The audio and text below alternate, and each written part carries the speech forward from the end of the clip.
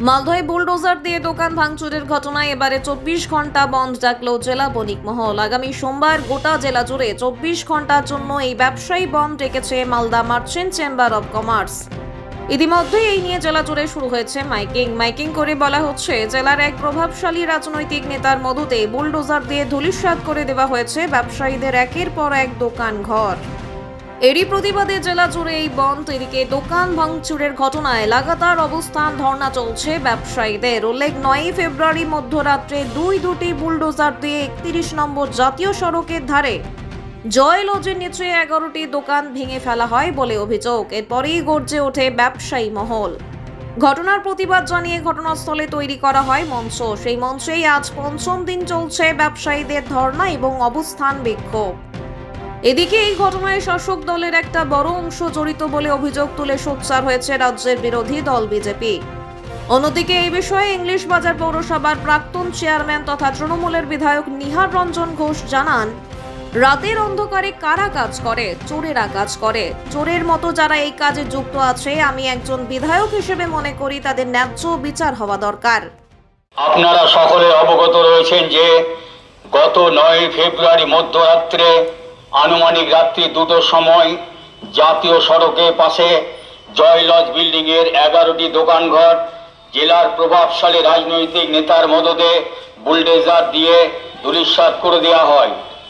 তাদের এই বেআইনি উচ্ছেদের প্রতিবাদে আগামী 16 ফেব্রুয়ারি সোমবার মালদা জেলার সর্বস্তরের ব্যবসা প্রতিষ্ঠান 24 ঘন্টা বন্ধ রেখে শান্তিপূর্ণ প্রতিবাদে সামিল হওয়ার জন্য সর্বস্তরের ব্যবসায়ী বন্ধুদের অনুরোধ করা হচ্ছে। বিষয়টি একটা অন্যায় ঘটনা ঘটেছে। আমরা সেখানে গেছিলাম, তাদের সঙ্গে কথাও বলেছি। আমরা বিষয়টিকে আমরাও রাজনৈতিকভাবে দেখতে চাইছি না, কারণ এটা সাধারণ ব্যবসায়ী, সাধারণ মানুষের উপরে, নাগরিকদের উপরে এই অন্যায় ঘটনাটা ঘটেছে। এবং এতে ইংলিশ বাজার পৌরসভার পৌর প্রশাসন যেমন জড়িত আছে, তার সঙ্গে প্রশাসনের অংশ একটা জড়িত আছে অবশ্যই।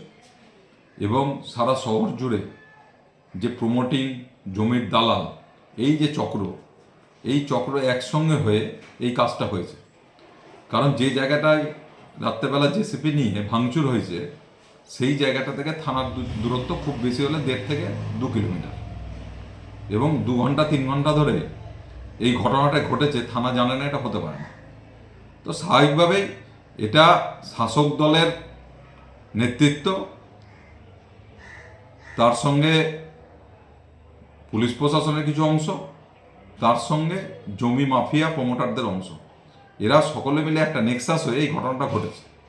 এবং রাজ্যের তৃণমূল সরকার কেবলমাত্র ইংলিশ বাজার না, সমস্ত জায়গায় এই ঘটনা আমরা দেখতে পাচ্ছি। দোকান তারা বন্ধ রেখেছে, এখনো পর্যন্ত কোনো কেউ গ্রেপ্তার হয়নি। সেই ওই জেসিবির ড্রাইভার অ্যারেস্ট হয়েছে, কিন্তু মূল অভিযুক্ত এখনো পর্যন্ত গ্রেপ্তার নাই। রাতের অন্ধকারে এইভাবে এসে মানে একসাথে কিছু লহমার মধ্যে 12টা পরিবার পথে বসে গেল। না, দেখুন, যে ঘটনাটা ঘটেছে, আমি একজন বিধায়ক এবং ইংলিশ বাজারেই আমার রাজনীতির জন্ম হয়েছিল।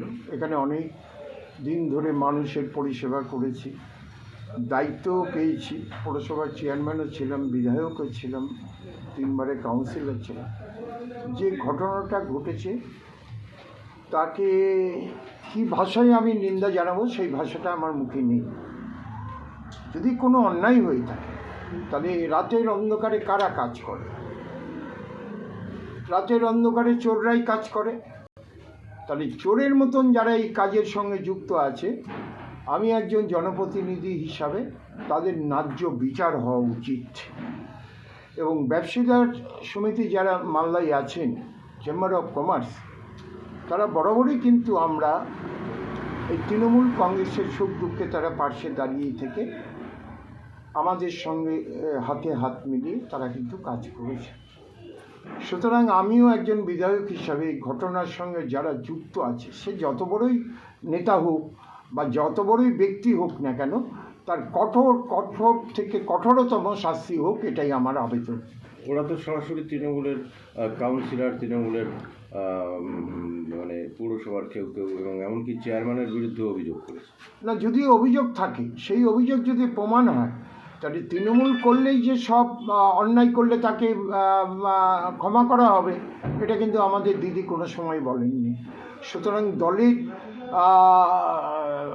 জামা পরে দল বিরোধী কাজ করবেন, এটা আমাদের মানা যাবে না। এটা আমাদের দলের নিয়ম এবং নির্দেশ। সুতরাং সে তৃণমূল হোক বা অন্য কোনো বড় পদেই বসে থাকুক না কেন, অন্যায় করলে তার শাস্তি পেতেই হবে তাকে। এবং আমি একজন জনপ্রতিনিধি হিসাবে এবং ইংলিশ বাজারে প্রাক্তন বিধায়ক এবং প্রাক্তন চেয়ারম্যান হিসাবে এই যে জঘন্য ঘটনাটা ঘটেছে, আজ পর্যন্ত আমার মনে হয় না, ছোটোবেলা থেকে আমার এখনও পর্যন্ত মনে নেই যে এরকম একটা নোংরা ঘটনা ইংলিশ বাজারে কোনো দিন ঘটেছে কিনা আমার জানা নেই।